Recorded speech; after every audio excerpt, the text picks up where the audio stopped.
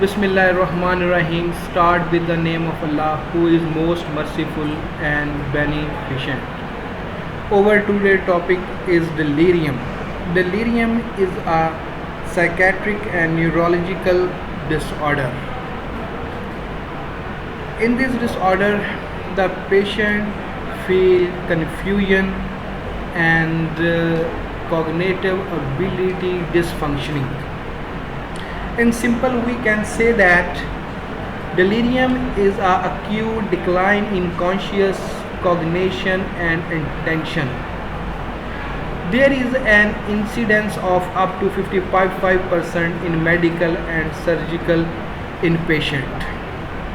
इसमें जो ज़्यादातर इंफॉर्मेशन होती है वो पेशेंट के जो केयर टेकर होते हैं उनसे ली जाती है, क्योंकि पेशेंट जो है वो कॉग्निटिवली और कॉन्शियसली थोड़ा सा डिस्टर्ब होता है, जिसकी वजह से उसकी इंफॉर्मेशन इतनी रिलायबल नहीं होती. इन दिस कंडीशन जो ज़्यादातर इंफॉर्मेशन है वो पेशेंट से ली जाती है.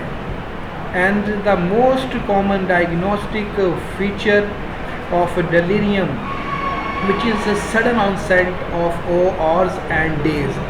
Confusion is often present and patient struggle to understand surrounding the इस कंडीशन में हम ये कह सकते हैं कि जो फ़ौरन पेशेंट जो होता है वो कंफ्यूज हो जाता है और वो इर्द गिर्द की चीज़ों को अंडरस्टैंड करने की कोशिश करता है, और पेशेंट कंफ्यूज होता है कि वो चीज़ें और इसकी जो ओरिएंटेशन और उसकी जो परसेप्शन है वो डिक्रीज़ हो जाती है, जिसकी वजह से जो पेशेंट है वो एजिटेट होता है. अपनी डिसओरिएंटेशन की वजह से इस तरह पिक्चर मिलती है कि पेशेंट को वो चीज़ याद नहीं है या उसकी वो चीज़ मेमोरी में नहीं है. पेशेंट ज़्यादातर कोशिश करता है तवज्जो से, कंसंट्रेशन से उन चीज़ों को अंडरस्टैंड करने की वजह से, जिसकी वजह से उसकी इम्पेयरमेंट जो होती है वो हो जाती है टेंशन और कंसंट्रेशन में. और due to concentration and due to confusion the patient emotionally disturb and withdrawal from the other. And in this condition patient often feel hallucination, which is commonly auditory and visual, illusion, suspiciousness, and disturbed sleep cycle, and these symptoms worse in night time. Daytime these symptoms mostly at optimal level, but in night these symptoms increase. इसके अलावा ये जो confusing state है ये दूसरी condition में भी हम अक्सर देखते हैं कि जो दूसरे डिसऑर्डर हैं जिसमें मोस्ट कॉमनली अल्कोहल इंटॉक्सिकेशन है या उसके विड्रॉल हैं कि पेशेंट जब बहुत ज़्यादा अल्कोहल का इंटेक करता है और वो या उसको वो एक स्पेसिफिक पीरियड के बाद नहीं मिलती, तब भी पेशेंट में कन्फ्यूजिंग स्टेट आ जाती है. या इसके अलावा बाज़ औक़ात किसी स्पेसिफिक ड्रग जिस तरह बेंजोडाइज़पीन है, मॉर्फिन्स है, इस तरह की कंडीशन में भी पेशेंट सेम सिम्टम रिपोर्ट करता है जैसी डिलीवरी में जो सिम्टम डिलीवर करता है वो इन्फेक्शन में भी होती है, मेटाबॉलिक चेंजेस में भी होती है, और इसके अलावा लिवर डिजीज़ जो है उसमें भी ऐसे सिम्टम देखने में आई हैं. Symptom are present persistent and delusions and disordered thinking predominate, consider acute psychotic disorder. यानी कि इसकी सेम वही सिम्टम होती हैं जो acute psychotic सिम्टम के साइकोटिक पेशेंट की सिम्टम होती हैं. पेशेंट को हेलुसिनेशन होना शुरू हो जाते हैं, पेशेंट को delusions होते हैं, और पेशेंट जो एक पिक्चर शो करता है वो साइकोटिक पेशेंट की पिक्चर शो करता है, जबकि वो एक्चुअली डिलीरियम होता है.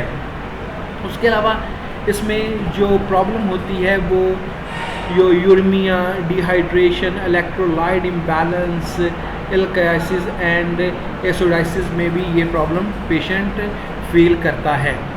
अब हम बात करते हैं अगर एक्यूट साइकोटिक डिसऑर्डर की, तो उसमें भी डेलूजन और हेलुसिनेशन होते हैं, लेकिन जो कन्फ्यूजिंग स्टेट जो कॉग्निटिव डिस्टॉर्शन डिलीरियम में होती है या जो हेलुसिनेशन की जो नेचर होती है वो डिफरेंट होती है. और इसको जो मैनेज करने की गाइडलाइन है वो भी एक्यूट साइकोटिक पेशेंट से थोड़ी मिलती जुलती होती है, लेकिन इनकी सिवियरिटी में फ़र्क होता है।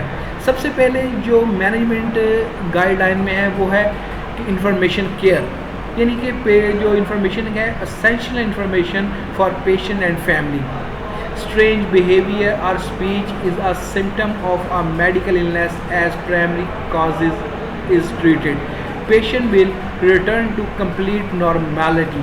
यानी कि पेशेंट कुछ अर्से तक कुछ स्ट्रेंज बिहेवियर देता है, फिर वो नॉर्मल लाइफ गुजारना शुरू कर देता है। और पेशेंट को इस कंडीशन में जो है वो उसकी स्ट्रेंज बिहेवियर को या स्पीच को इतना अनयूजुअल नहीं लेते, बल्कि उसको अच्छे तरीके से अंडरस्टैंड करते हैं और उसको ट्रीट करने की कोशिश करते हैं। उसके बाद जो सेकंड इसका हैंडलिंग टूल है वो है counselling. Take measures to prevent the patient from harming himself and others, remove unsafe object, restrain the patient if needed. यानी पेशेंट जो है उसको जब कन्फ्यूजन स्टेट में होता है या उसे हेलुसिनेशन होते हैं तो इस चीज़ का ख़तरा होता है कि पेशेंट अपने आप को नुकसान पहुंचा सकता है या दूसरों को नुकसान पहुंचा सकता है। इसलिए उसकी अप्रोच में ऐसी चीज़ें नहीं रखते जो कि दूसरों के लिए नुकसान दें, मसलन गन या कोई नाइफ वगैरह, या उसे किसी ऐसी सिचुएशन में अकेला नहीं छोड़ते जिसमें ये ख़तरा हो कि वो कोई सुसाइड कर सकता है। और इसके अलावा जो नेक्स्ट चीज़ है वो है supportive contact with family. People can reduce confusion. A visit by unfamiliar individual should be stopped. It's a हम जैसा कि जानते हैं, मैं ऑलरेडी बता चुका हूँ कि पेशेंट कन्फ्यूजन में है, वो अपनी ऑलरेडी जो स्टोर इन्फॉर्मेशन है उसी ही में कन्फ्यूजन में है। अगर नई इन्फॉर्मेशन आएगी तो उसमें वो ज़्यादा कंफ्यूज होगा। तो इसलिए ऐसे पेशेंट जो डिलीरियम डायग्नोज हुए हों कोशिश करते हैं कि उनको किसी ऐसी सिचुएशन में नहीं डालते जो उनके लिए फेमिलियर ना हो, या वो ऐसे लोगों से ना मिले जो कि उसे जानते ना हो। अगर ऐसी कंडीशन में उसे जाना भी पड़ जाए तो केयर टेकर को चाहिए कि उसे पूरी सिचुएशन को उसको ब्रीफ करें। अगर कोई नया बंदा जा रहा है तो वो अपना पूरा इंट्रोडक्शन करवाए, अपना रिलेशन बताए, अपना पर्पस बताए, ताकि पेशेंट को कम से कम मेंटल एक्टिविटी करनी पड़े, पेशेंट कम से कम कंफ्यूज हो।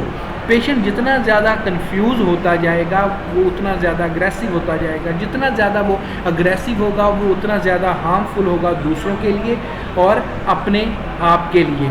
तो इसलिए इस कंडीशन में हम ये सजेस्ट करते हैं कि जब भी कोई उसके पास जाए जिसमें वो फील करे कि पेशेंट कंफ्यूज है तो वो उसकी कन्फ्यूजन को मिनिमाइज़ करें, उसकी अपना इंट्रोडक्शन करवाए, अपना पर्पस बताए। बार अगर आपको दिन में जाना पड़ रहा है लेकिन आप इस चीज़ से इरिटेट ना हो और पेशेंट को अपना प्रॉपर इंट्रोडक्शन दें ताकि पेशेंट कम से कम जो है वो कंफ्यूज हो। नेक्स्ट जो है provide frequent reminder of time and place with clock and calendar in full view of the patient to reduce confusion.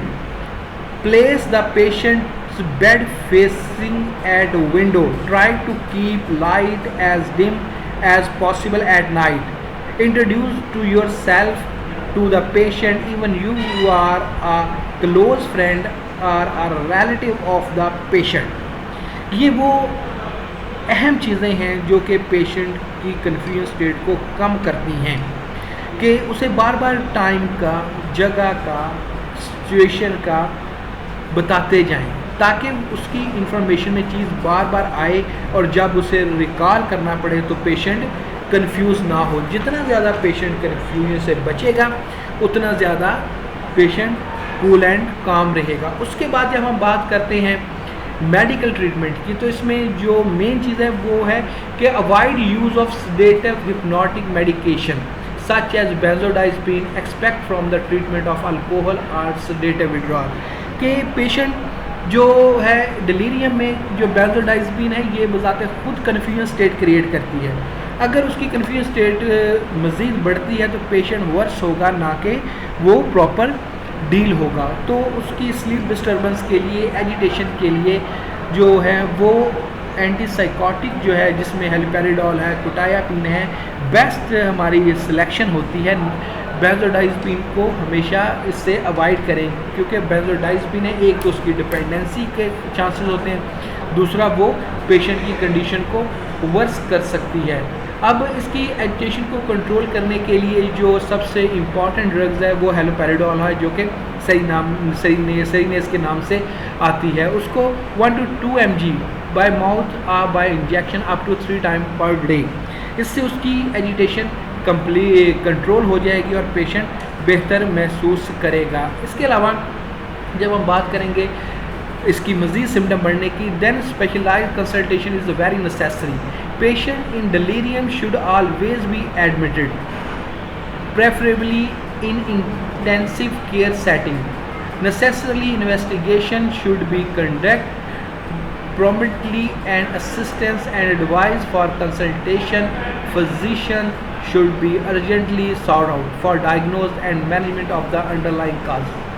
Referral to the psychiatrist is only needed if residual psychiatric symptoms are seen, if at the end of the treatment of the primary cause of delirium के patient की जो cognitive abilities है, patient की जो confusion state है, with the passage of time वो decrease होती जाती है। लेकिन हम अगर महसूस करें कि एक लंबे अरसे के बाद भी पेशेंट की जो साइकोटिक सिम्टम है या साइकेट्रिक सिम्टम है वो भी बाकी है, जिसमें हेलुसिनेशन है, डेलुजन्स है या अलूजन है, then we should take next step, send the patient for a psychiatrist for deep evaluation.